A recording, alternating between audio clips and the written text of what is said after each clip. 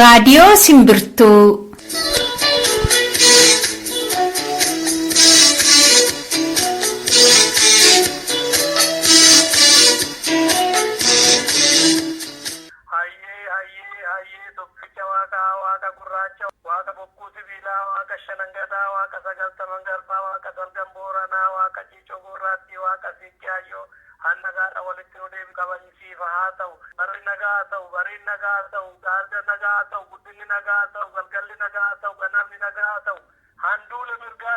Guyyaa kamisaa torbeetti gaaf tokko kan dhiyaatu kun qophii Simbirtuuti. Kan gaafa bitootessa 9 bara 2017. Sagantaa har'aa keenya keessatti kan qabannee dhiyaanne oduu fi qophii imalaati. Qophii imalaa har'aa kana keessatti keessummoota lama qabna. Haala yeroo isaan waliin mari'annaa ittis bohaaraa irraas waa barattu ka jedhu abdii qabna. Lamaan isaaniiyyuu weellistootadha. Hunda kan dursu oduudha. Hanga xumuraatti waliin turaan affeerraa keenya.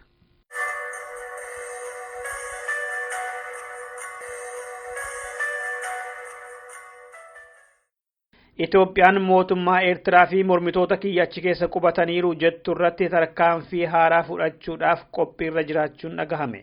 Diddaa uummataatiin raafamaa jira kan jedhamu mootummaan Itoophiyaa mootummaa Eertiraa fi adda bilisummaa Oromoo irratti daangaa cehanii tarkaanfii waraanaa fudhachuudhaaf wixineen bahee jira. Akka maddeen keenyaatti daangaa cehanii lafa Eertiraa qabatanii taa'anii Eertiraa lolaaf kakaasu mooraaleen adda bilisummaa Oromoo xiyyaaraan dhahuu kan jedhu karoora amma bahee kana keessa jira. Eertiraan nu loluu hin dandeessu waan jedhee amanuuf humni tikaa Itoophiyaa biyya sana seennee yoo lolaaf ishee kakaafne aangorraa ari'uu dandeenya jechuudhaan qondaalota gurguddoo biyyattii amansiisaniiru jedhameera. Kana malees sababa haala Sumaalee keessa jiruun Itoophiyaan Ameerikaa qabachuudhaan mormitoota kiyyaa fi mootummaa Eertiraa irratti Ameerikaan tarkaanfii akka fudhattu goona jechuudhaan wixinee amma bahee kana keessatti jira. Hogganoota adda bilisummaa Oromoo fi kan biroo yoo danda'ame qabachuunis mala amma bahee kana keessa isa tokkodha jedhe maddi keenya. Ifatti gadi bahamee dubbatamuu baatus uummattoota biyyattiidhaaf imaammata Itoophiyaan Eertiraa irratti qabaattu gadi bahee ibsamuunsaa hin hafu jedhameera. Yeroo ammaa kana Oromiyaa keessatti hanqinni shukkaaraa fi zayitaa hamaatu jira jedhame. Yeroo dheeraadhaaf uummanni Oromoo isaan kana gabaarraa dhabaa tureera. Waldaaleen hojii gamtaa Oromiyaas waan kana gahaa dhiyeessaa hin turre dukkaana dhuunfaa keessaa bitachuun immoo qaaliidha. Erga komaandi poostiin Oromiyaa keessa qubateetii akka addaatti rakkinni kun daran hammaatee argamaa jedhani maddeen keenya godinoota adda addaarraa. Rakkinni shukkaaraa fi zayitaa kun immoo aanaalee fagoo jiran keessatti hammaachuurraa kan ka'e ittoo shiroo fi mimmixa qofaatiin qopheeffachuudhaaf dirqamaa jiru jedhame. Fakkeenyaaf godina Shawaa dhiyaa aanaa Wallisoo aanaa Ammayyaa aanaa Tulluu Boolloo keessatti waldaalee hojii gamtaarraa argana jechuudhaan jiraattonni aduu keessa hiriira baanii yeroo dheeraa dhaabbatanillee dhumarratti harki guddaan isaanii harka qullaa galaa jiru jedha oduun achirraatii nu ga'e. Rakkina guutuu Oromiyaa keessaa jira jedhame kana furuudhaaf dabballoonni godinaas ta'e ka'aanaa akkasumas caffeen Oromiyaa gurra itti hin kennine jedheera maddi keenya. Dukkaana dhuunfaarraati zayitiin litirii tokko yoo xinnaate qarshii 50tti gurguramaa jira jedhamellee. Itoophiyaa keessa yoo xinnaate namoonni miiliyoona 5,600 ta'an balaa beelaa hamaa jala jiru jedhe mootummoonni gamtooman. Oochaan uummattoonni kun sababa gargaarsa biyyoota gumaachan irraa argamuu dideen nyaata bishaanii fi qorsa yookaan immoo qoricha argachuun rakkoo guddaa isaanitti ta'ee jira jedhee addeesse kaleessa. Yoo gargaarsi gaafatame argamuu baate namoonni miiliyoona 5,600 ta'an kun osoo qaqqabamuu qabaniiti balaa hamaadhaaf saaxilamuun isaanii hin oolu jedhe. Baatii amajjii darbe qofaaf gargaarsi doolaarii Ameerikaa miiliyoona 900 Itoophiyaa qofaaf gaafatamee ture. Hin argamne malee. Biyyoota Keeniyaa, Sumaalee fi Ugaandaa keessatti kan beelahaa jiran yoo walitti hidhaman kan Itoophiyaa keessaa waliin walgitu. Itoophiyaa keessatti arfaasaa dhufu bokkaan yoo yerootiin roobuu baate baay'inni uummataa beelaaf saaxilamuu kana caalaa daran dabaluu danda'a jedhameeras.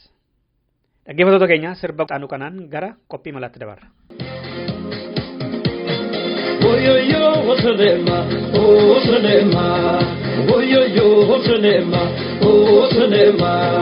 Kakuji bore guba, Selema, Shagada Imadurba, Selema, Anasiko Kabate, Selema, Bukwada Tim Barede, Selema, Selema, Salema, oh Salema, oh Salema.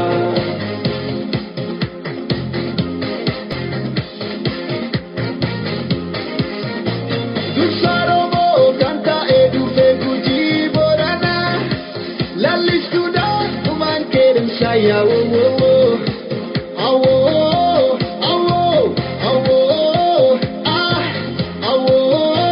Dusaromo canta edufe guji borana, la listuda uman kerem saya wo wo wo, awo awo awo ah awo. Durba durba durba intalo guji. Oyoyo Salema, oh Salema, oyoyo Salema, oh Salema, takuji boreguba, oh Salema, shaggeda imadurba, oh Salema, namate sa bolfishi, oh Salema, kenna wata umamnishi, oh Salema, oh Salema, oh Salema. Oh Salema, oh Salema. Yamni ada isabaye namawata, ananta markale gunakala.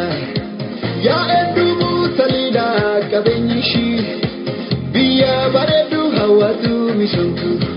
Omishni warki achimata, kujimbadatu sirnagada. Omishni warki achimata, kujimbadatu sirnagada. Whoa.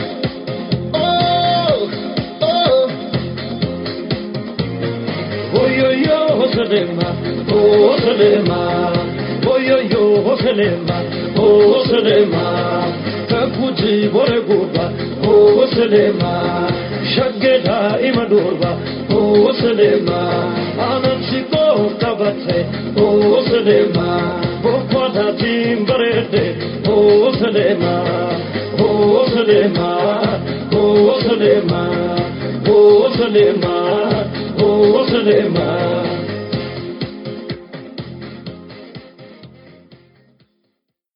Kun qophii imalaati. Qophii kana keessatti dhaggeeffattoota keenyaa keessummoota lama qabna.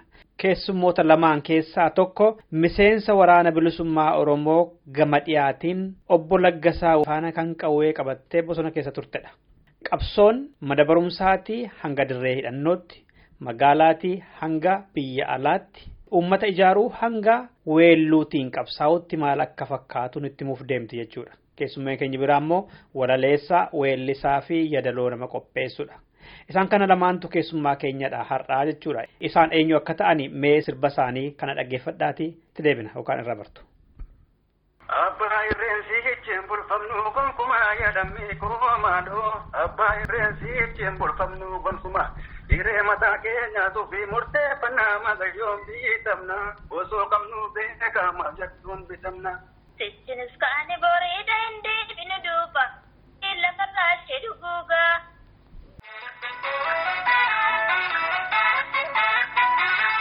Abbaa irreensi jecheen bulfannu gonkumaa yaadannii koomaadhoo. Abbaa irreensi jecheen bulfannu gonkumaa. Diree mataa keenyaatu fi murteeffannaa magayyoon bitamna. Osoo qabnu beekama jettuun bitamna. Keenya irratti saarfannee mirgannee damnee yoollee tokkootanne kunoo raftoomu irraa waliin bakkanne nuti Afrikaa baangataa gadaadhaan bulaa kan rabbii nuuf ta'e gabroonfataa buqqisuu kan eeganne. Sittinis kaane boreeda hin deebinu duuba qeerroo wal kaasee hundi lafarraa ishee dhuguuga. Sittin fakkaatin ajjeessa lammii qowareessu tuuquu dhugaasan jeessa tabbiin hin dandeessu.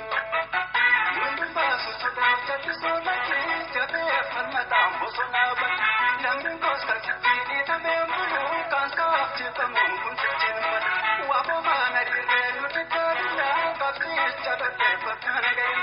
Osoo birruu jiraan keenya naannoo doonii immoo hannee keenya dhuunfata.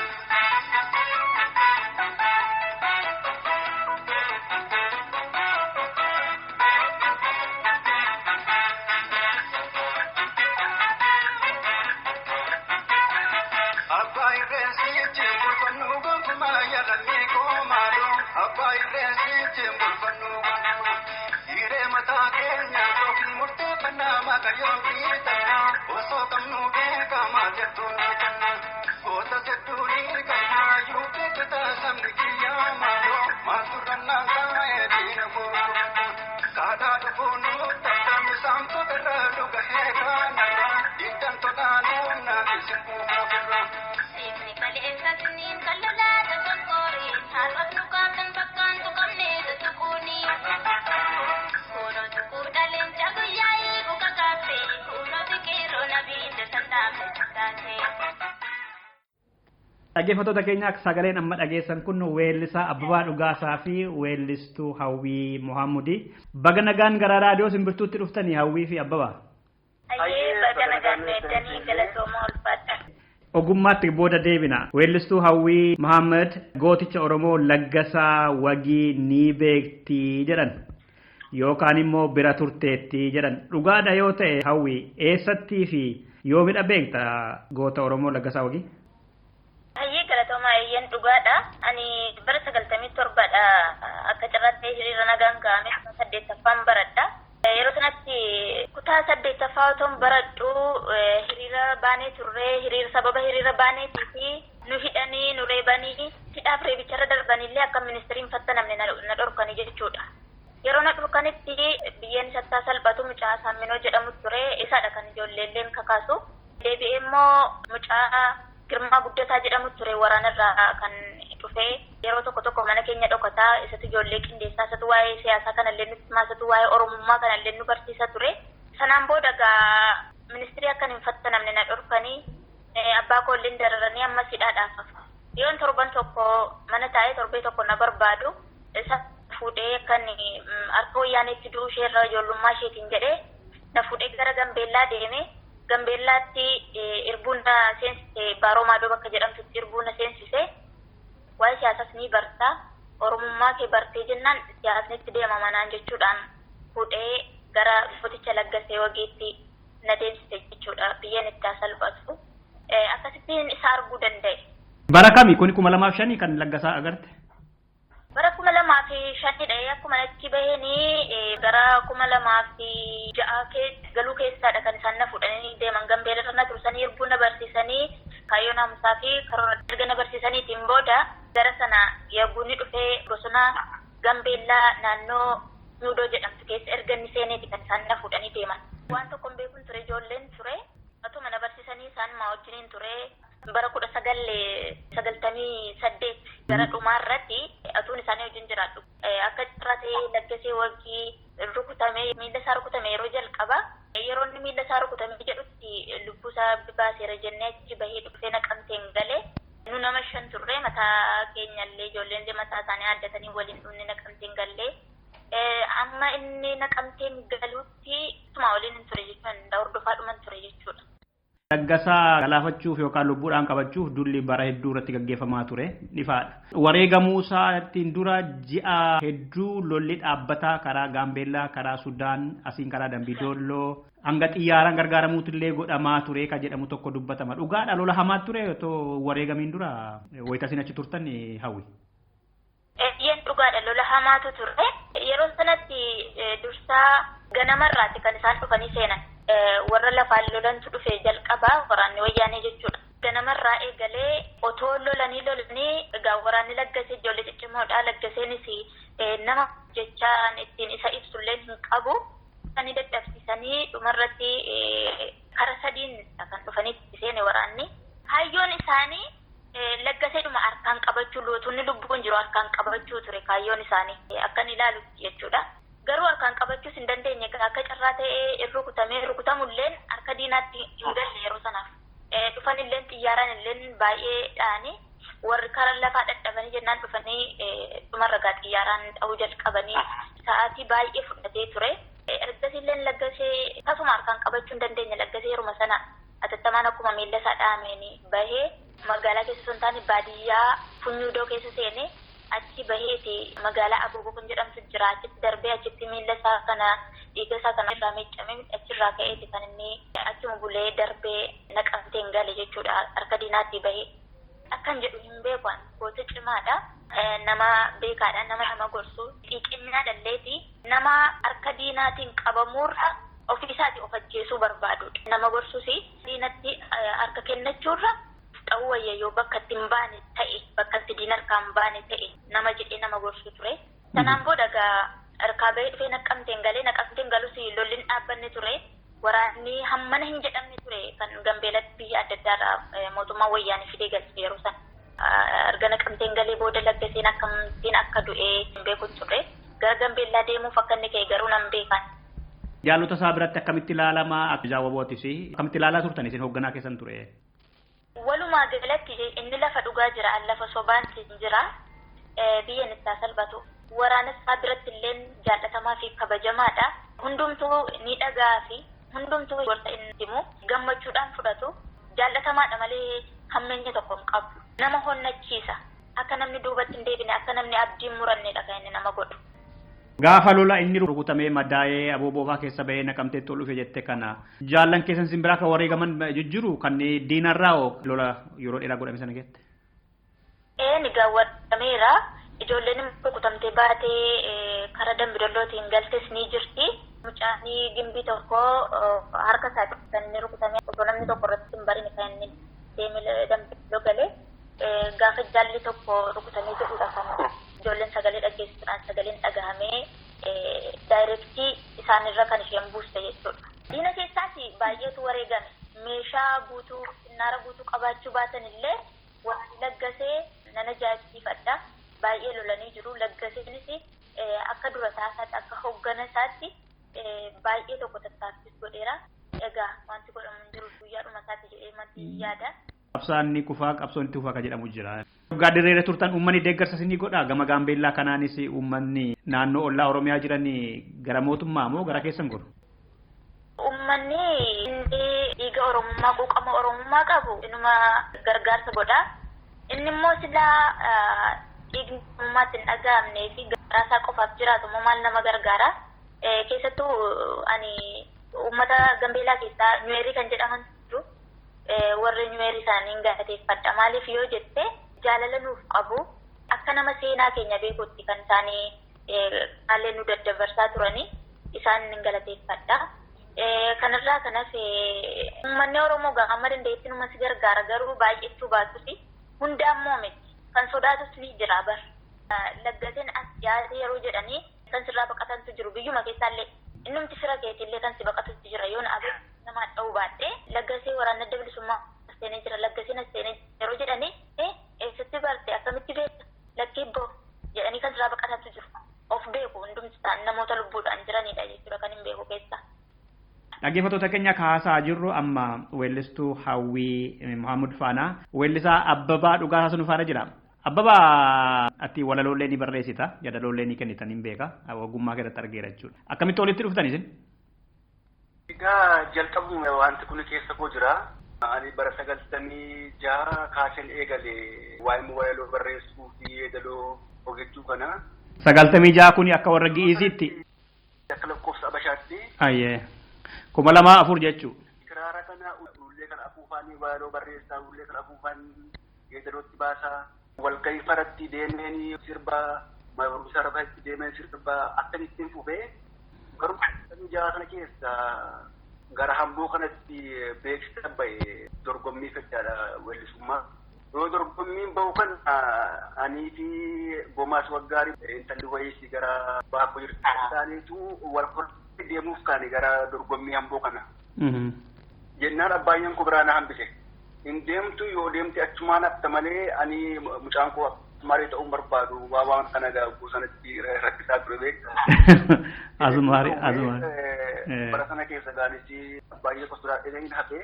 In deemtu barbaadde siin fuusisa malee atutti akka sirbitee akka eebbisaa addunyaa duuta akka eebbisaa addunyaa qalamtaa naan jedha beekta. Achiitti obseetanii bara 97 jalqaba ji'a tokkoffaa keessatti fakkaata. Muradheetanii hiriyoonni hoo deemanii argatanii anis deemeen waan na keessa jiru kana baafachuun qaba jedhetanii badee jechuudha. Abbaayyeen kos maallaqa san dhowwate jennaanii inni manaa baanaan qoroskeetanii midhaan kana fe'adheetanii reetti fe'ee magaalaan boo'etanii achumaan midhaan kana gurguradheetanii harree kan gateen bade achumarra magaala keessa. Harrettiin galtee moo naftem? Harrichi namoota fuudhee galee garuu nama biraatti fuudhee galee heddatti dhaga'ee jira. Sana booda gara Finfinnee dhufe gara istiidiyoo kanatti nageessanii istiidiyoo kanatti deemee guusa nagaa dhaqee dorgomeessi sagalee bareedaa qabda itti jedhanii ani achi barraan jalqabe jechuudha hojii taati sanatti ijoollee afur qabsiisee jira biraan mucaa walisoo kana shawuleefaa jedhamu hawwitti zarraafatas jira. Isaanis egaa achumatti jajjabeessanii anis weelluu kottinii kufee achumaan eegalee jechuudha weelluu kanas. Akkuma salphaatti weellisaa taate moo akkamii yoo baadiyyaadhaa dhufan nama rakkisaa bakka bulmaataa sagalee maayikiraafoonii qabachuu sagaleen namaa ciramuu diduu geejibaa bakka bulmaataa dhabuu waan kun jira si quunnameera kun?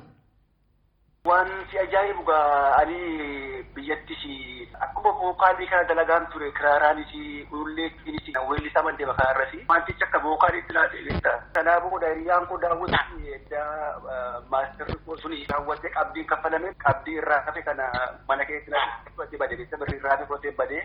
Sanaa booda biyyatti jedhanii maallaqa irraa hafe kana guruu mucaallee jalaa fudhatee badee deebi'ee bulleessi koo maallaqa isaa irraa hafe kana kaffalee naaf baasee hedduu nama rakkisa ammas barametti anaan garuu waan ani biyyatti shaakalaa tureef ta'e hin beeku dibbee koo jala rakkifne waan si ajaa'ibu beektaa dibbee kanallee biyyatti suphee kana walitti kuuseen ijoollee faa gara caakkaatti geessee najalaa qabaa jeen dibbee dheeree kana waan dibbee horii kana faa walitti hodheetanii muka gaggabaabduu kan shaqeedha itti rurrukutaanii sagalee waraabaan ture biyyatti eebbi xiqqoo tokko jirti magaalaa dabsadheetaniini akka itti shaakalaa waanan tureefi nan rakkifne.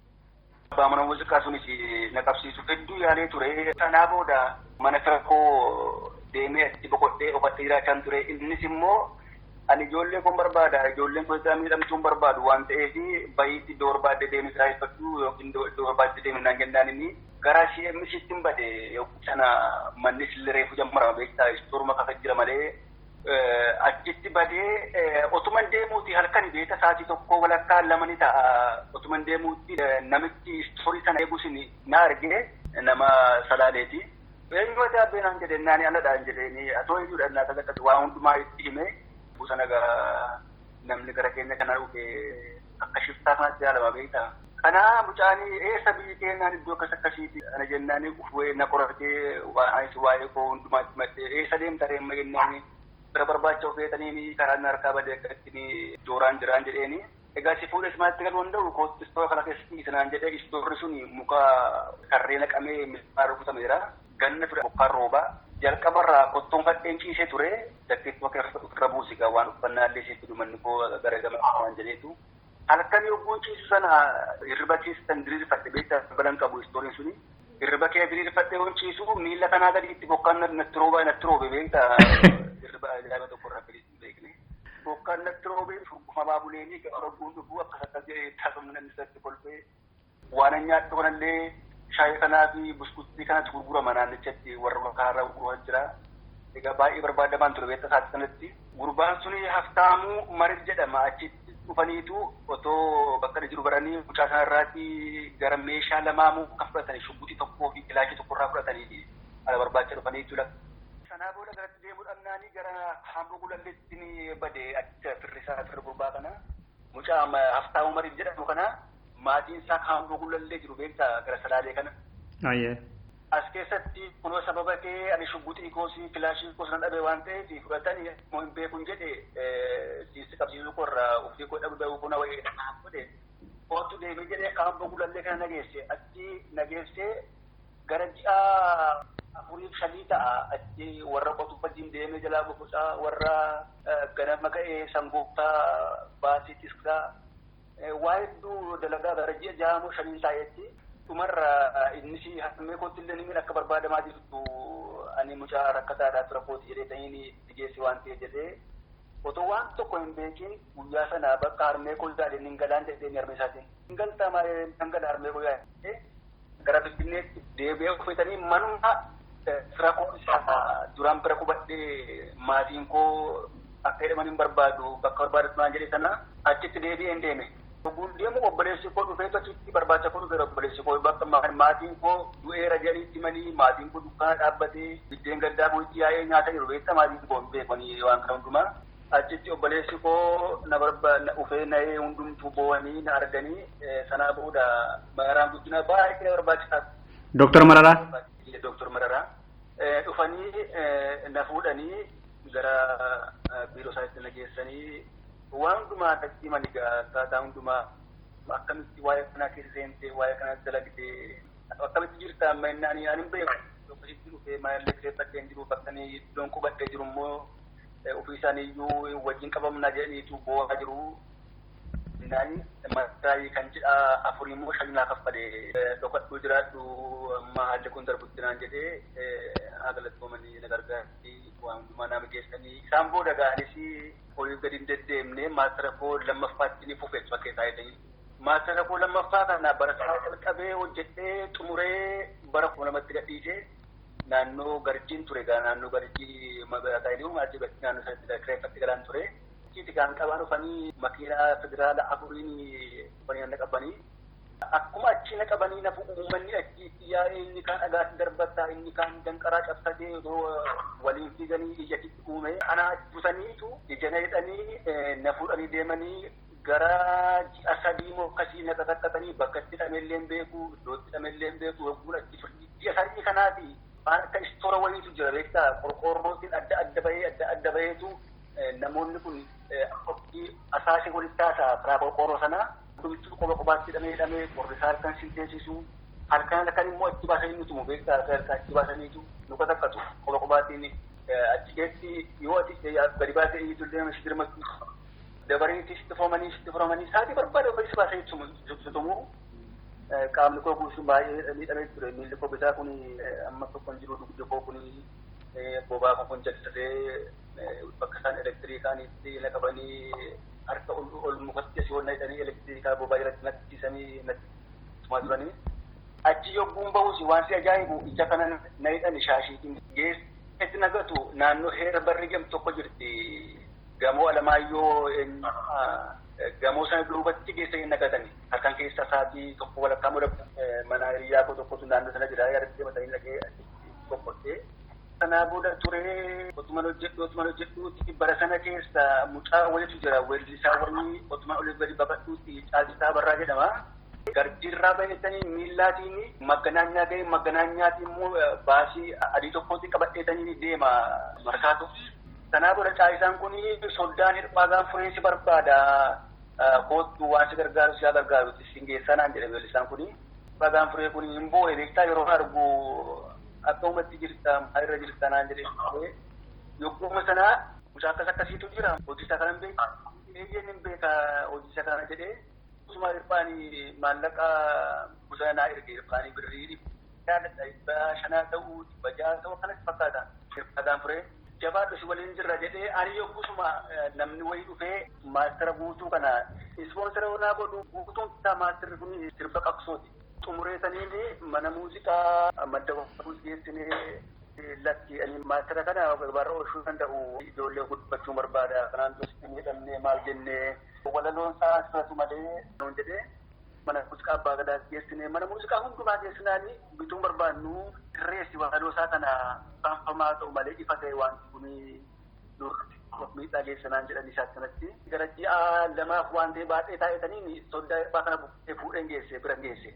Dhaggeeffadhume maastara kana muuziqaa hundumti na waxxasu ani immoo walaloo sirreessuun barbaanne waan keessa koo jiru sirbe waan ta'eef amma itti maastara kana hirphaa nan fudhadha maastara kanaa jedhe nasiirraa bitaa isa ispoonsira sii godheefis nan kaffalaafne siifis nan kaffalaa maastarri koo sirba guutuu mataa suma tokkitti walaloo isaa yeedaloo isaa yennaan dheerama sodditeen jedheen yoggusuma weellisaa hirphaa maastara guutuu kana uf kaffalee 15,000 irraa bite sanaa booda gaa Hirphaanichi maastara guutuu kana gadhiiste qilleensarra oolchee bara 2003 kana gabaarra oolee gaafa alamaa moo akkamii naannoo istiidiyoon ture Magganaanyaa ijoolleen hedduun bilbilaniitu barbaadamaa jirta baqasnaan jedhu sanaa booda baruma sana keessa raagaa fi weellisaa Kiyyaa Kabbadeen nu wajjin jira waliin nyaata nyaanna jennee Gurdishoodhaa hoteela seennee otoo nyaata kana hin nyaatin bakkuma sanatti makiinaa federaalaa shammuu maaliitiin inni laga baase kun maaliin laga baasa beektaa? Eertiraa deemeetu baratee dhufe waggaa lama meeshaa qabatee jira. Kanaafiyyuu jabeeffadhaatii deemaa jedheetu akka isaan na ajjeesaniiti natti ergee achirraati dhufanii gadi na waamanii bakkeetti. Yookusuma gurbaa natti waame suni gadi na baasee sana wajjin haasa'uuti shuggutii afurtu natti waame mirgaa bitaatti duubaa fuuldura koo. Isaan booda ani kufuun dide na ajjeeseetti waan ta'eef na ajjeesanii jedhanii. Kanaa booda tokko dhufeetu ani kufuu dinnaani qilleensa harka dhufee illee kan natti hiiteetu na kuffise. Kanaa booda harka duubatti na hidhanii miila koo na hidhaniitu konkolaataa kana sibiila jala na gashanii akkan sochooneetti sibiila na cuqqaalaniitu na fudhatanii deemanii otoo mana murtiitti na geessin. Ji'a 9 guutuu maakilaawii keessatti halkan baasanii na tumaa. Egaani sa'aatii sana baadhibba keessa koo jira malee waa'ee siyaasaa illee beektaa bal'inaanii keessa galee hin beeku beektaa. Yogguu isaan lafa akka kana abaluu beektaa jedhu hin beeku jedha abaluu beektaa hin beeku isaan booda qullaana dhaabanii paantiitiin harka asii ol qabeetanii faana miila koo ol fannisee bobaa jedha ulee kaa'anii irree koo miila koo jedha akka itti kaa'aniitu asii ol fannisee narraasaniitu miilli koo akka itti dhameera duuba kootti. Miilli kun jiru amma miilli bitaa kuni mirgi kuni qabu keessaa jiru amma. Akkisanaan dhaqaraqatu beekaa sibiilaatti otuma rarra'ee jiruuti miilli koo kun jalli dhiigaan uffame. Egaa sanatti ani waan tokko waan hin beeku qabu beektaa waan haasa'u si qabu waan ta'e callisee horeerama. Inni waan beektu hin beeku ani maal hin beeka weellisummoo hojjedheera eeyyeni waan nageessa dhabde malee waan biraa waan hin dalagan qabu. Jedhaanii gara ji'a 9 natti fakkaata akkasii nam tokko as keessi nam daabboollee naaf hin jiru isaan booda akka lammaffaa hin barreessine jedhe hidhaatanaati. Na baasanii akkuma baheen sirba isaan furee jira. Suuraan jira yaadni too'atin jira. Kan jedhu sana dalageessanii intarneetaa ergamee sirbisuun isaan booda maastira sirrii sana baasee mana poostaa geessuuf yogguun deemu lakkaa namni na hordofee na wajjin bahee jira beeku beektaan. Yeroo madhaqee mana poostaa yogguun bahu makiinaa adiitiin tura keessaa ba'aniitu wucina godhanii kana gashanii. Siidii isaallee na cabsa gadeessanii akkatti cabsu dhabe. Siidii sana fuudhanii itti yoo gashanii sirbuma isaan barbaadan argatanii waan baay'ee achi keessatti natti raawwatanii achi keessatti na tumanii waan jechuun guyyaa akkasii dhabe jechuun lakkaawwan fitu maraadhee karaarra deemuun deemu fittinaasaa bakka taa'etti fayyadamu akka isaan qabanii nama itti maata qophaa sofattee yogguun taa'u wantoota taa'een barreessa miti gaammaddoo tokko taa'etanii barreessa waloo qophaa bu'anii waan qabu haa ta'u maal akka ta'een beeku bakkuma jiru fayyadu nafu duubasaa sifaanaan jedhu kan keenya ta'ii makiinaa silaannaa mana silaannaa waan akkasiifaa jedhu umarratti isaan na rakkisnaanii layyaadha dhabeessa maqaasaa abdii jedhama namicha akka na rakkisu kun da'innattiidha. Inni ga'e mormana ga'e nageenyaanii nan dawwalee si beekta abdii kanaaf dawwalee fiini eloon jennaan waan ajaa'ibaa tokko si fidee dhufaan jira na eegin jedheeni. Eegatti ishee eegannaa iddoo kanetti na eegin jedheeni isaan booda kaachaa bitee hin beekta isa kiisii keessa kaawwadhee hin deeme. Muratti jechaa ilma ajjeesa jedhanii muradheen beeraa wutiraatirii fuulduratti fudhatuunaan jedhe. Dhageessanii beeraa wutiraatirii balbala sana gahetanii dawwaleefi wantu si eegaan jira akkaataa sawwii gosu beektaa akka bakka sammuu naannee qophaa bittaa ta'a beektaa kaaratti illee qophaa. Kanaa booda gara sa'aa tokko walakkaa moo sa'aa lamaan eegi achi taa'etanii muradhee deemeetanii dhugaan kan waaqayyooti isirratti narraa kaasuu dhiise. Deebi'een galee sana cabseen gatee anis lammaffaan arganne kanaa booda isaas deemsa kun sirreeffadhee jedha. Tole baay'ee kan nama gaddisiisu hiraarri sirra gahee dhaggeeffattoota keenya weellisaa Abbabaa Dhugaasaa fi weellistuu Hawwii Maammed faana. Mee amma Abbabaa sirba jalqabaa yaadatta kan ittiin dhaqxee mana kuusaa meeshaa keessallee bultee isaa booda immoo baadiyyaatti dhaqxee tola namaa tajaajilaa jirte hidhamuuf jettee kan jalqabaa baqatte sana. Yaadatta maal jedha sirbichi kan ittiin mootummaan si barbaaduuf ka'e? Haleeli fageessi diinagdee haleeli fageessi biyyaa ishee balleessi haleeli fageessi diinagdee haleeli fageessi bilisummaa dhugaa dhiigaa mirkaneessi wabooko dhiigaa mirkaneessi haleeli fageessi haleeli fageessi diinagdee haleeli fageessi. Bilisummaa dhugaatti wabooko dhiigaa mirkaneessi kana ture beektaa jalqaba kan ittiin weellisee baay'ee yaadadhu.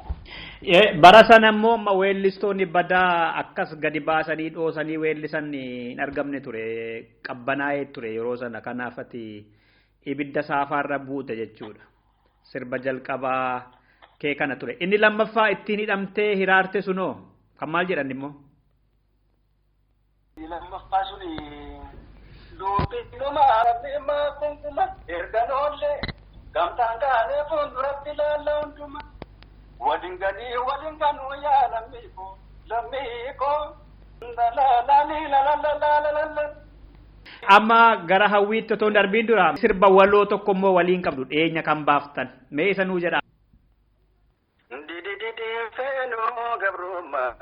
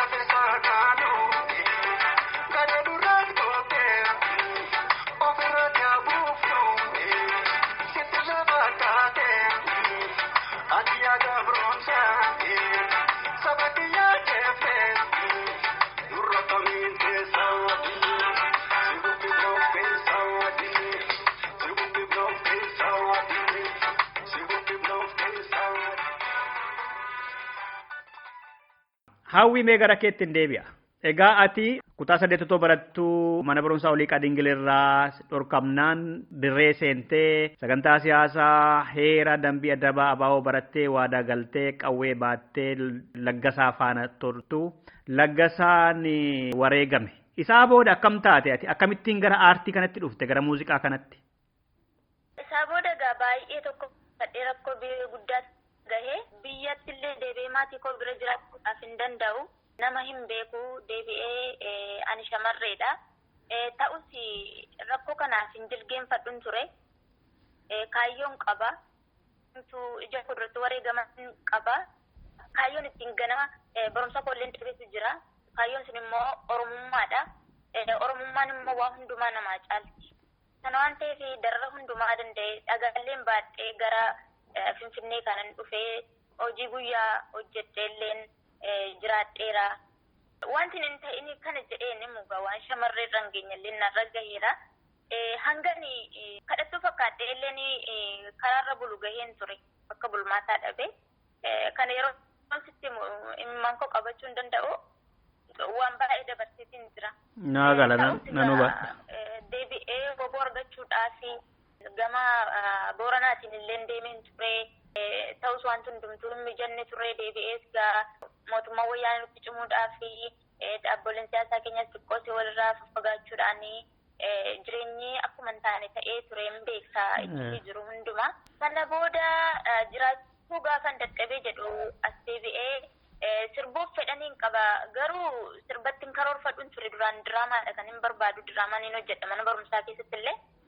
Hawwiin koo gara fuulduraas artiidhaan jedha. Artii keessaa immoo diraamaan hojjedhan jedha. Yoo namni na gaafate illee yeroon baradhu sun hin danda'amne gara biyya Arabaatti hin deeme gaa jiraachuu dadhabee humnaa ol natti ta'ee namni dhuunfaa na gargaariitiin gara biyya hin bahee yeroon biyya arabaatti deemu ani isan dabarse sanan natti dhagahamaa hin danda'in dalagu humnan qabu hillina dhukkuba ture xiqqooshee miidhameen ture miilla kiyya jechuudha ammallee hodhameeti jira yeroo sana sinistaaree inni jedhan gaana rukutee ture. Dirree irratti. Yeeni akkasittiin utuman dalaguu egaa numan boo'a numan ansiisaa utuman jedhuun jaarmiyaa achi keessaa wal quunname jaarmiyaa achi keessaatti yeroo wal quunnamu jalqaba koonyaa makkaa jiraatu irratti ni hirbuu koo haaromfadhe isaan wajjin utuman dalaguutanii koonyaa diddaatti hin darbe achittis isaanii waliin hamma humna kooti socho'aa tureetanii dhumarratti egaa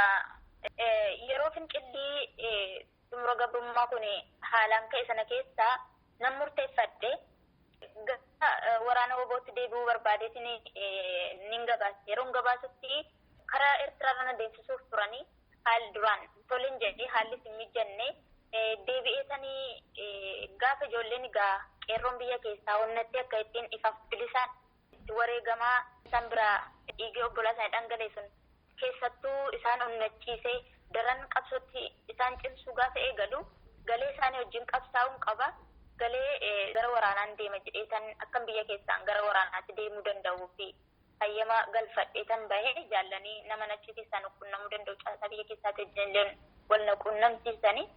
Adda bilisummaa Oromoo anaa fi waan guddaadha kabajamaadha jaallatamaadha ana biratti maaliif jaallammee qasachi irratti dhufamee maleessa abaabilee keenya akaakilee keenya irraa dhufee har'a qubee jenereeshinii kana qaqqabeedha nu qaqqabeedha imaanaa isaanii immoo lafatti hin gatu kaayyoo koo ganama nama addaan kutumti kaayyoon koo ganama isuma har'as ta'e boruu hanga wareegama lubbuu kootti kanuma qunnames isaanuma jechuudha.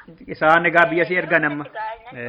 Sirbinii yeroo maaster pilaanii kan qopheessee namni alarraa obboleettiin abbee kunis silkii sana laattee isa biratti dhaqee hojjedhu naan jettee namni biraanis illee mucaa sabboonaadha nama gaariidha isa biratti deemee hojjedhuudhaan yeroo sirba kana qabadhee dhufutti sirbi sun haala yeroo wajjin hin deemu jedhee abbeen hedduu haa galatoomu sirba yeruma sana barreessee sagalee seenee naa laate waan tokko illee amma reefu wal argine jedhee waan tokko waan irraa fudhate hin qabu gatii studiyoo qofa kaffaladhu naan jedhe yeruma sana dhugaadha jechi namni jedhu lakkaa mucaan kun sabboonaadha akkamittiin akkas naan jechuu danda'e har'a na argee jedheet baay'ee na ajaa'ibeen sirba sana fudhee galee guyyaa lama akkasitti qayyabadheen deebi'ee dhufee sagalee seene ergasiis dabalee egaa asis achis deemaa Harariinis deemeen ture haaluma dhimma kanaatiin jaallanni wajjiniin caasaa wajjin wal quunnamee hojii qeerroo eegala sirba kanas sirba lammaffaa ammas innumti naa hojjete sirba kanas sirbinaan jedhee ammas saantima harkaan fudhanne waan tokko waan hin godheef tokko hin qabu akkasitiin gara sirba kanaatti dhufe sirba kana ammoo amma jaallachaan dhufe daran jechuudha maaliif hin jaalladha artiin Oromoo qabsoo ummata Oromoo keessatti guddaadha qaba waan guddaas taphateera jedheetii yaada. Maaliif durii baanii sirbuu miti awudiyoodhuma isaa yoo gallakkisan illeen baay'ee rakkoo ture amma garuu artistoonni Oromoos akka ittiin ifaaf bilisaan yeroo isaan bahanii sirbanitti uummanni keenya daran honnatee daran rakkoon keenya illee ifa bahaa dhufee kanaaf egaa baay'ee tokko jaalladhiisan akkasittiin itti fufee siin jechuudha.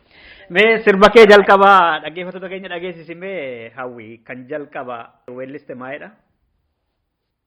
Nduga lamiko awwaluun gabroomsitee saaba hayyuu goota meeqaa kan doomsitee siin tukutuknaan sinniisuu dammaqsitee ofii kee of salphistee.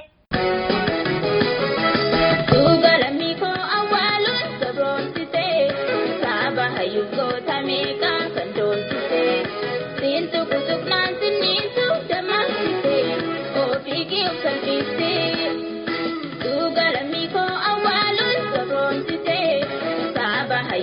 Tameka kan doomsite siin tukutuknaan sinniisu dammaqsite ofii kee of salphiste. Fakkeenyaa ammas weellistuu Hawwii Mahammadii fi weellisaa Abbabaa Dhugaasaa faana jirra. Qabsoon dubartoonni keessatti hin hirmaanne galmaan ga'uu jedhama. Impaara Itoophiyaa keessatti immoo akkuma ati matutuqxellee qormaata hedduutu quunnama ijoollee Oromoo mana hidhaa keessattis haa ta'u magaalaa keessatti hoggaa karaarra bulanis wanta hedduutu jira. Ammati dirree seenteetta ijoollummaadhaan. Qabsoo dubartoonni gaggeessan keessatti ulfaataadhaa jedhu. Maal jetta lamaan isaa keessa agarteetta? Kan magaalaas agarteetta, kan aartiis agarteetta, kan dirrees agarteetta? Miidhaga yaadanii miidhama naadanii jedha Oromoo. Maaliif kana jedhee laata? Sun egaa numaaf haa ta'u bilisummaa barbaannee dadhabbii isaas jibbuu yookiis dadhabnee jennee sammuu keenya dadhabbiidhaaf kennuu hin qabnu kaayyootu jira. Namni tokko dhalatee erga guddate kaayyoo qaba. Kan immoo kaayyoo isaa galmaan hin geenye namaayyuu miti namaa hin jedhamu.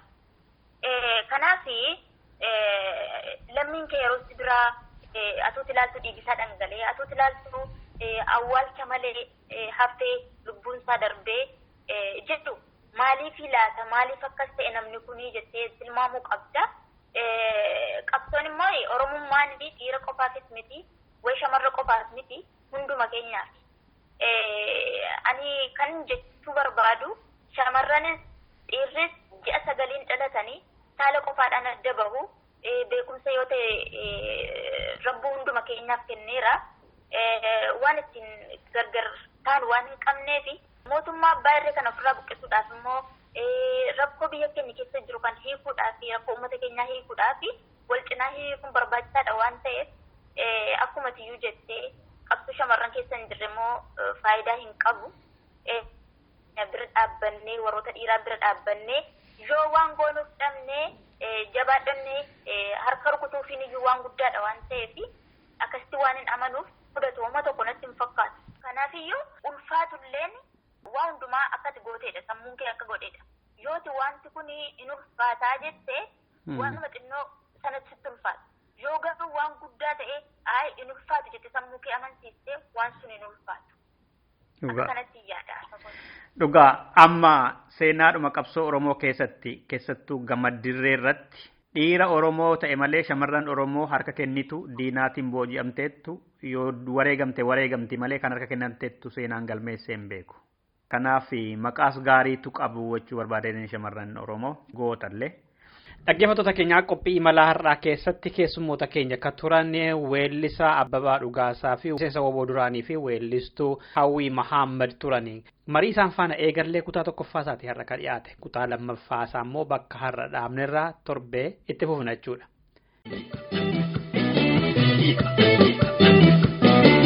Shoode maaloo hatichikaa keessa na deemaa galaan qaboo Shawade ko maramo kade salata machin tore sidabuko Shode malo shode ya galale be galam bari tate Shawade ko kanti ko de mal jadabi na tusi bari tate Shode malo somaya da sinarada sirgana maram barbade Shawade ko hadara sigadin tenge sirrafun tau singade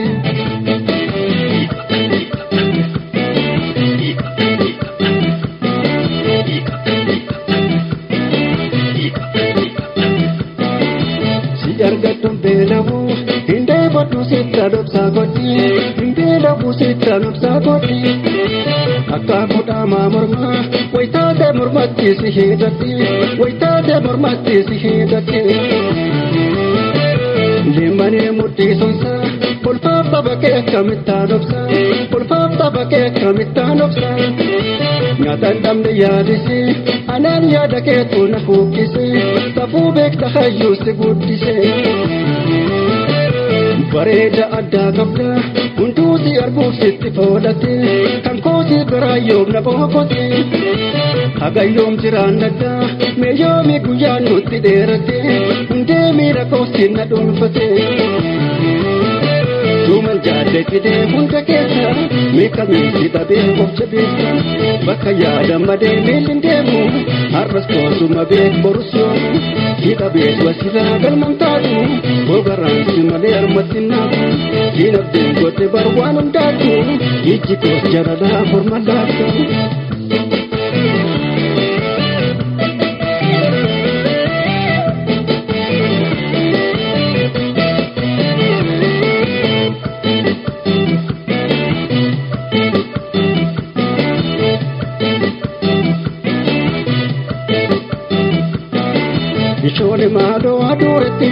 Mata yaatee jibba mojaata manaate. Nchaawwadee koo shurrubbaa jalaan dadaatee jibba mojaata dadaate. Nshoolee maaroo karaa mana abbaa disaasaa reetti dibbilaa ladheeddi. Nchaawwadee koo tala garaan dhadhamaasaa yoona tokko wajjin teessee. Nshoolee maaloo guggubataa baala ceekaa dabalaattu meeqa weeku. Nchaawwadee koo dhukkuba koo maala beekaa babachaan bule labbeekwe.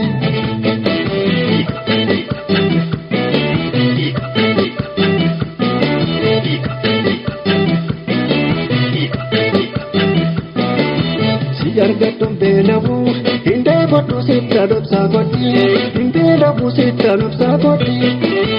Akka kudhaamaa mormaa wayitaatee mormatti si hidhatti wayitaatee mormatti si hidhatti.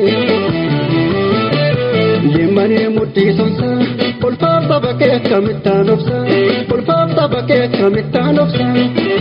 Nyaata hin dhabne yaadisee anaan yaada keetu na huuqqisee safuu beekta hayyuu si guddisee. Bareeda addaa qabda hunduu si arguuf sitti foodhate kan kooti garaa yoom na boqote. Hagayyoom jiraan daddaa mee yoomi guyyaan nutti dheerate hundee miira koosi na dhuunfate.